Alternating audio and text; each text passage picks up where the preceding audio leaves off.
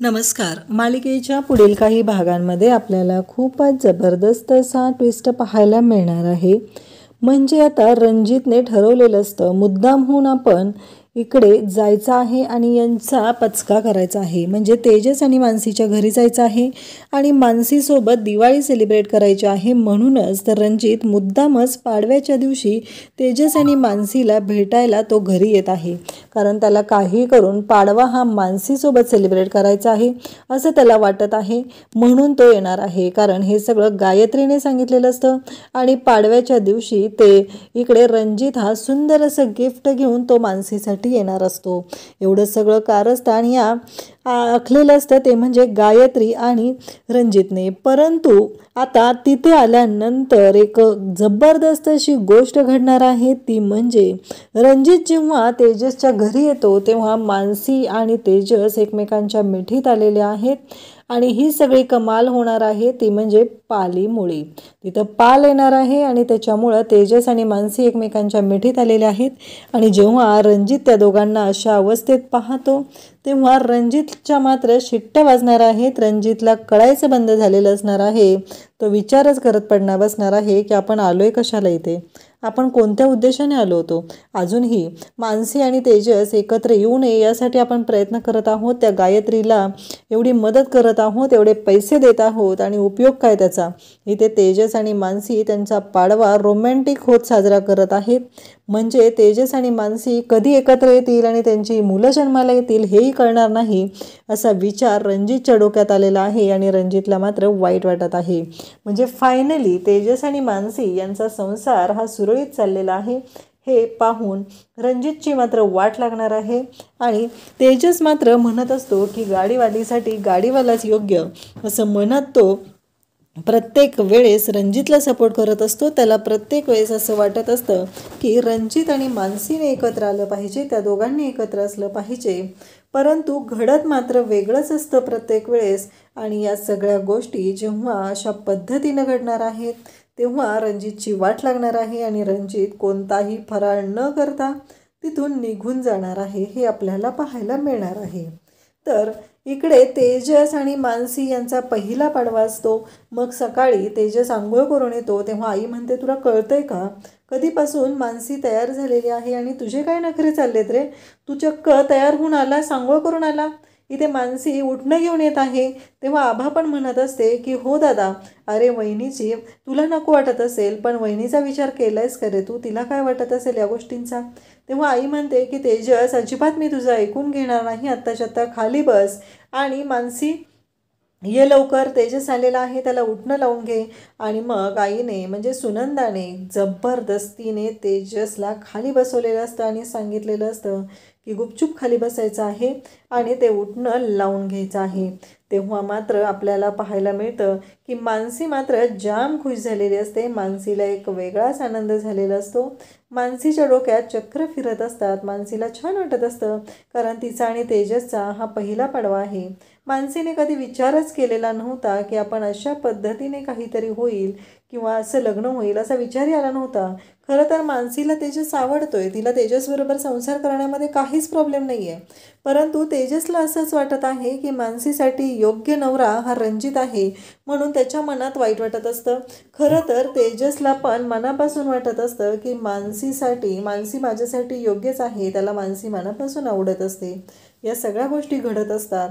परंतु इकडे आता मानसी आणि तेजसचा पाडवा आहे आणि पाडव्याच्या दिवशी सुरुवातीला तात्यांना सुनंदा ओवाळते. तात्या सुनंदाला गिफ्ट देतात. त्यानंतर आता पुढचा नंबर असतो ती घरातली मोठी सून गायत्री आणि दिनेशचा. तर दिनेशला गायत्री ओवाळत असते. मग दिनेश तिला ओवाळणी म्हणून 101 रुपये देतो. तेव्हा गायत्री म्हणते, तुझं 101 रुपयाचं मात्र पुढे जाणारच नाही रे कधीच, असंच वाटत आहे मला. कारण लग्न झाल्यापासून तू इतके दिवस मला फक्त 101 रुपये हीच ओवाळणी देत आहे, त्याच्या पुढे मात्र तू कधी सरकलेलाच नाही. आणि मग ती ओवाळणी न घेता तशीच ताटात ठेवून जाते. तेव्हा दिनेश तिला म्हणतो की अगं गायत्री, ही ओवाळणी तरी घे. तेव्हा तिथे गायत्री बंटीला बोलवते आणि बंटीला म्हणते की बंटी हे घे पैसे चॉकलेटसाठी तुला, आणि यातून जर काही पैसे राहिले तर तुझ्या बाबाला आणून देते असं ती सांगू लागते. आणि तेव्हा तो म्हणतो की अगं आई यातून कसे पैसे राहतील असं तो बोलत असतो. त्यानंतर आपल्याला पाहायला मिळतं की मानसी आणि तेजस यांचा ओवाळणीचा कार्यक्रम होत असतो. मग मानसी तेजसला ओवाळणार असते, पण आता तेजसला नोकरी लागलेली असते पण पगार मात्र झालेला नसतो. त्याचं जॉईनिंग अजून बाकी असतं, फक्त त्याचं अपॉइंटमेंट लेटर त्याच्या हातात आलेलं असतं. आणि मग तिथे सर्वांच्या समोर गायत्री म्हणते, अरे तेजस आता तरी दे काहीतरी ओवाळणी म्हणून. कसं आहे माहिती आहे का, कारण तुझ्या हातून एक रुपया ₹1.25 तरी बघ देणं होतंय का, तेवढंच तुझ्या बायकोला, असं ती म्हणत असते. मानसी मात्र त्याला ओवाळते आणि त्याला म्हणते की नाही तेजस, अशा कोणत्याही गोष्टींची गरज नाही आहे मला. तुमचं प्रेम, तुम्ही जे मला घर दिलेलं आहे ते खूप माझ्यासाठी मोठं गिफ्ट आहे, आणि आता तुम्हाला जी नोकरी लागलेली आहे तेच माझ्यासाठी खूप मोठं गिफ्ट आहे असं मानसी तेजसला सांगत असते. आणि तेजस मात्र तिला म्हणतो की हो, आणि सगळ्यांच्या समोर ओवाळलं जातं. आणि गिफ्ट म्हणून तेजस मानसीला सुंदर असे कानातले देतो. मान्य आहे ते कानातले सोन्याचे नसतात, पण मानसीला छान वाटतील असे कानातले तेजसने गिफ्ट केलेले असतात. त्यानंतर तेजस रूममध्ये आलेला असतो आणि तो म्हणत असतो की आज मी मानसीला हे गिफ्ट देणारच आहे. खरं तर ना तिच्या कानात मोठ्या कानातल्यांपेक्षा छोटे कानातले खूप सुंदर दिसतात, म्हणूनच तर हे कानातले मी तिला गिफ्ट करत आहे. आणि असं म्हणत तेजसने जे कानातले दिलेले असतात ते कानातले मानसीने घातलेले असतात. तिला ते खूप सुंदर दिसत असतात. आणि इकडं तेजसचं मन त्याच्यासोबत बोलायला येतं. ते त्याला म्हणू लागतं की काय म्हणालास तू, नाही प्रेमात पडलाय का. तेजस म्हणतो हो, मी तर प्रेमात पडलेलोच आहे, आणि जेव्हा पहिल्यांदा त्यांना पाहिलेलं आहे ना तेव्हापासून मी त्यांच्या प्रेमात पडलेलो आहे. आता मी त्यांना त्यांचं लकी चाम्प देणार आहे, ते आता त्या मला नाही म्हणू शकणार नाहीत, त्यांना ते गिफ्ट म्हणून घ्यावंच लागणार आहे पाडव्याचं. म्हणजे कानातले गिफ्ट केलेले आहेत. त्यानंतर आता तेजस लकी चाम्प ही मानसीला गिफ्ट करणार आहे. आणि या सगळ्या गोष्टी घडत असतात तेव्हा मात्र जबरदस्त असा ट्विस्ट येणार आहे. आणि तेजस मानसीला तो लकी चाम्प गिफ्ट देत असतो. आणि तेवढ्या तिथे पाणी सांडलेलं असतं. मानसी तिथून निघालेली असते. तेजस तिला ते गिफ्ट देत असतो. तिला आग्रह करत असतो की मिस मानसी घ्या ना तुम्ही हे. तेव्हा मानसी म्हणते की तुम्ही मला मिस मानसी म्हणायचं नाही, तर आता मी मिसेस मानसी तेजस प्रभू आहे. कालच मामाने काय सांगितलेलं होतं तुमच्या लक्षात आहे ना, त्यामुळे इथून पुढे तुम्ही मला मिसेस मानसी तेजस प्रभू म्हणायचं आहे, आणि तरच हे सगळं होणार आहे. हे सगळं बोललं जात असतं. आणि त्याचबरोबर इकडे आपल्याला पाहायला मिळतं की या सगळ्या गोष्टी जेव्हा घडत असतात तेव्हा तेजस आणि मानसी एकमेकांच्या जवळ येतात. ते मानसीचा पाय घसरतो आणि मानसी पडणार असते, तेव्हा तेजस तिला सावरतो. आणि तेजस आणि मानसी दोघंही एकमेकांच्या मिठीत आलेले असतात आणि दोघंही एकमेकांकडे पाहत असतात. त्यानंतर आपल्याला पाहायला मिळतं की ते दोघं एकमेकांच्या मिठीत आलेले असतात आणि तिथे येऊन पोहोचलेला असतो तो म्हणजे रणजित. रणजितने तिथे आलेला असतो आणि जेव्हा तो मानसीला तेजसच्या मिठीत पाहतो तेव्हा मात्र खूपच मोठा धक्का बसतो. आणि रणजितला इतका मोठा धक्का बसलेला असतो की त्याला कळतच नसतं की आपण काय केलेलं आहे, आपण इथं येऊन चूक तर केली नाही ना, हा प्रश्न त्याला पडलेला असतो.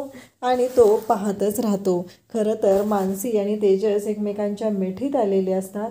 ते दोघंही खरंच खूप खुश असतात आणि एकमेकांकडे पाहत असतात. खऱ्या अर्थाने आज तेजस ही मानसीच्या प्रेमात पडलेला असतो. त्याच्या मनाने त्याला कौल दिलेला असतो. त्याच्या मनाने त्याला सांगितलेलं असतं की हो, तू लकी चामच्या प्रेमात पडलेला आहे. आता गाडीवालीसाठी गाडीवाला ही गोष्ट तेजस विसरून गेलेला असतो. आणि तेजसलाही मानसीसोबत मानसीचा सहवास हवाहवासा वाटत असतो. हे सगळं घडत असतं. आणि त्याचवेळी रणजित तिथं आलेला असतो आणि रणजित जोरात खाकरतो. तेव्हा मानसी त्याच्याकडे पाहते आणि बाजूला होते. त्यानंतर तेजसने रणजितला बोलवलेलं असतं. मानसीला मात्र राग आलेला असतो. मानसी आत निघून जाते. ते रणजितशी काहीही बोलत नाही. आणि त्यानंतर त्यानंतर आपल्याला पाहायला मिळणार आहे की तेजस रणजितला घेऊन घरात आलेला असतो, पण तेजसला मानसीसोबत जो घालवलेला सहवास असतो तो हवाहवासा वाटत असतो आणि तेजस मानसीच्या आठवणींमध्ये असतो. तो रणजितला म्हणतो की चला चला आत या, असं म्हणत तो रणजितला आत तर घेऊन आलेला आहे, पण त्याच्या मनातील मानसीचे विचार मात्र जात नाहीत आणि रणजितचा मात्र खूपच मोठा पचका झालेला असतो आणि त्याला कळायचं बंद झालेलं असतं. तो पाहतच राहतो आणि त्याची मात्र वाट लागलेली असते आणि त्याला पाहायला मिळालेला असतो तो मानसी तेजसचा रोमांस आणि तो गायत्रीवरती जाम भडकतो. तो फराळ करतो आणि तो लगेचच तिथून निघून जातो. त्याच्या डोक्यात असतं की मला इथे थांबायचं नाही, असं म्हणत तो तिथून निघून गेलेला असतो. अशाच अपडेटसाठी चॅनलला सबस्क्राईब करा. थँक्यू.